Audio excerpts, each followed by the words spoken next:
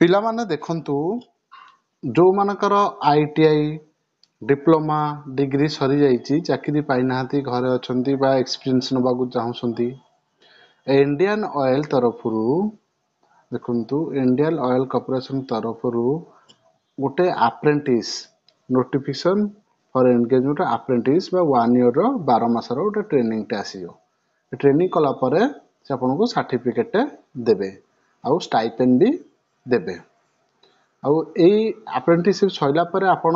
दाबी करि परिमान जे Indian oil हमको ट्रेनिंग देइची से हमको चाकरी दबो कोनोसी दाबी करि परिबे ना एटा अछि एग्रीमेंट रे तर अछि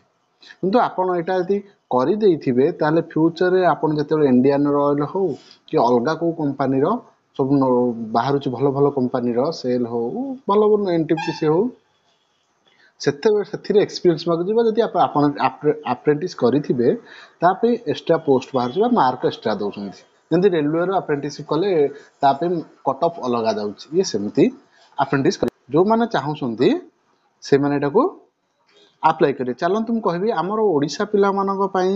यहीटा सबुठारु पाख पारादीप रे हम जोटा यहाँ आपको बाहर कर पारादीप केमी प्रथम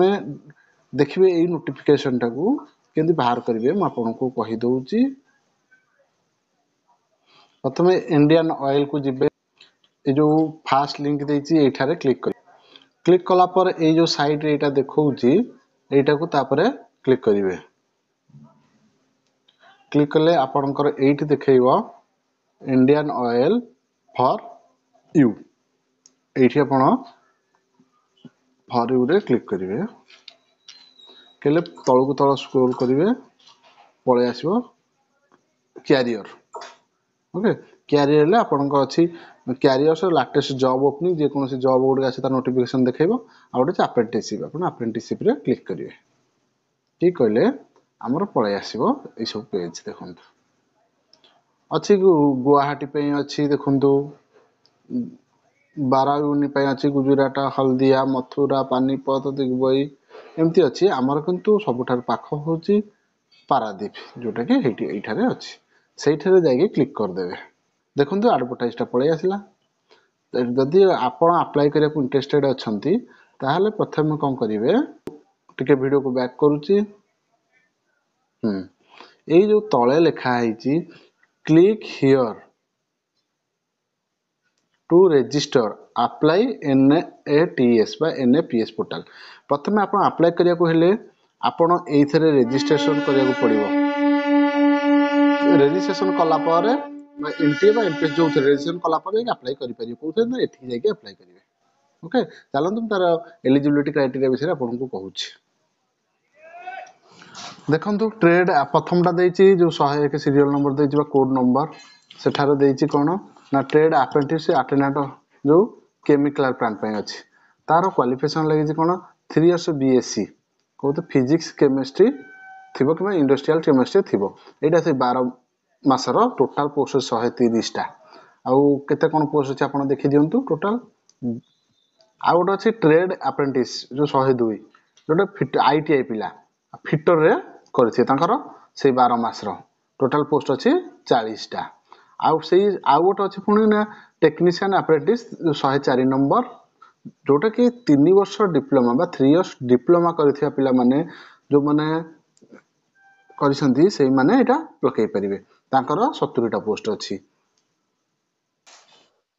एरे जो 70 टा अछि एटा आपण कोथर करथे डिप्लोमा ना इंजीनियरिंग जी पेट्रोकेमिकल केमिकल रिफाइनरी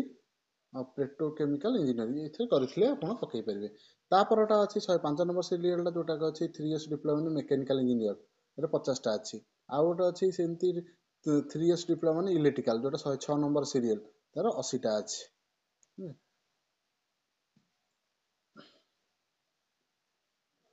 आ 107 नंबर अच्छी 3 इयर्स डिप्लोमा इन इंस्ट्रुमेशन ये टोटल कही दूची ता सहित बीए बीएससी बीकॉम पिला भी करि परिबे तांकर बहुत कम पोस्ट अछि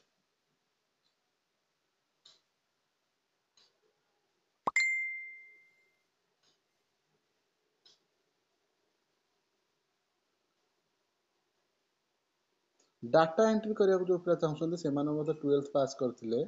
से माने ବି କରିପାରିବେ। ଘରେ ବସିବା ଅପେକ୍ଷା ଆପଣମାନେ ଆପ୍ଲାଏ କରିଦେବାଟା ବହୁତ ଭଲ ହେବ। ଆଉ ଗୋଟେ ବି ଡାଟା ଏଣ୍ଟ୍ରି ଅପରେଟର ବି ଅଛି, ସିଏ ବି ଏଇଠି ଦେଖନ୍ତୁ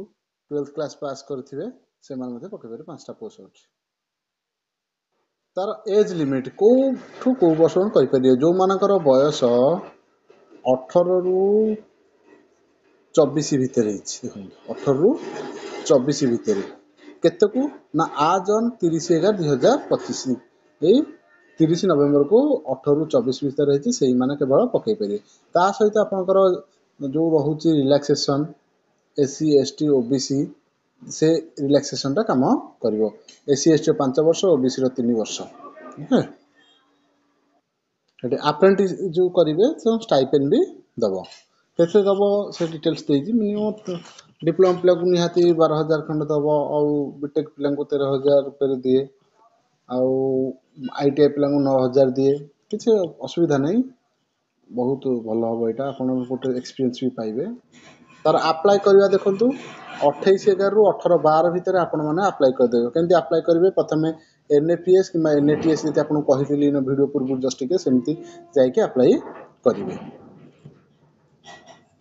ଆଶା କରୁଛି ସମସ୍ତେ ଆପ୍ଲାଏ କରିବେ ବୋଲିକି। ଯେଉଁମାନଙ୍କର କ୍ୱାଲିଫିକେସନ୍ ଅଛି, ଯେଉଁମାନେ ବି ବର୍ତ୍ତମାନ ପଢ଼ୁଛନ୍ତି ସେମାନେ ବି କରିପାରିବେ। କିଛି ନାହିଁ, କ୍ଲାସ୍ ନ ଯାଉଛନ୍ତି ଆପଣ ବି କରିପାରିବେ, କିଛି ଅସୁବିଧା ହେବନି। ଆପଣ ଛୁଟି ଆଣିକି ଏଇଟା କରିପାରିବେ। ଛୁଟି ବି ମିଳେ ତାଙ୍କର, ଭଲ ଗଭର୍ଣ୍ଣମେଣ୍ଟ ରୁଲ୍ ଅନୁସାରେ ତାଙ୍କୁ ଛୁଟି ମିଳେ। CL ଇୟର୍ଲି ସେଇ ଛୁଟି ଅନୁସାରେ ଆପଣ ଆଣିକି ବି କରିପାରିବେ। ରହୁଛି କ୍ୱାଲିଫିକେସନ୍ ତ କହିଲି ଆପଣଙ୍କର diploma, ITI, BTEC, BA, BSc ଏସବୁ ପିଲାମାନେ ଆପ୍ଲାଏ କରିପାରିବେ।